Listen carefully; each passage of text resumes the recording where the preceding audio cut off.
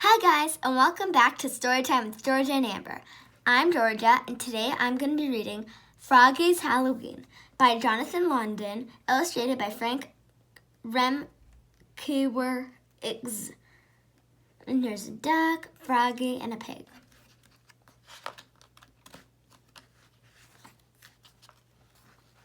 Froggy's Halloween. For Froggy, Halloween meant candy. But it also meant dressing up, and he wondered, what should I be for Halloween? Here's Froggy looking at himself in the mirror with a tiny Froggy toy. I know, cried Froggy, Super Frog! Flying high over the city, faster than a dragonfly, stronger than a bullfrog. And here it is a trail following Super Frog. No, something spooky. I know, cried Froggy. Ghost Frog! He poked 2 holes in his mother's best white sheet and draped it over his head. Ooh! Ooh, I don't know why he just wrecked his mother's best sheet. No, something scarier. I know, cried Froggy. Vampire Frog! He put on his black cape, swoosh! Pulled on his mother's black tights, zup! Put on his slick back wig, zap! And said his best Dracula voice, trick or treat, smell my feet, give me something good to eat. If you don't, I don't care, I'll pull down your underwear. Froggy, called his mother. What? Halloween's not till next week. You're supposed to be doing your homework, dear. I'm Count von Frogula, said Froggy. Vampire frogs don't do homework. Froggy's mom laughed. Vampires have fangs, she said. You're a toothless wonder. Oops, cried Froggy, covering his mouth. And here's his mom putting cereal flies into his bowl for breakfast. So all week at school, Froggy wondered, what should I be for Halloween? A football player? A cowboy? A zombie? Froggy, called his teacher, Miss Witherspoon. What? Kindly keep your mind on your work, dear. And here's Miss Witherspoon and Froggy thinking if he should be a football player, a cowboy, or a zombie for Halloween. But his mind was on Halloween. Every day after school, he got ready. He carved crazy pumpkins. He hung sticky spider webs all over the front of his house. He hung his mother's sheet like a ghost in the wind.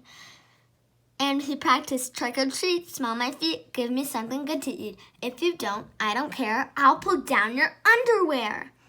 At last, it was the night before Halloween, and all through the house, there were creaking noises and scratching things. Froggy was scared. He shivered in bed and imagined ghosts and goblins and werewolves and witches. Zap! I know, cried Froggy. I'll be the frog prince for Halloween. Oh, that's smart. He's a frog. And in the morning, he put on his cape, swoosh, pulled on his mother's black tights, zip, put on his slick black wig, zap, plucked on his gold crown, zunk, and he flashed his mighty sword. Ta-da!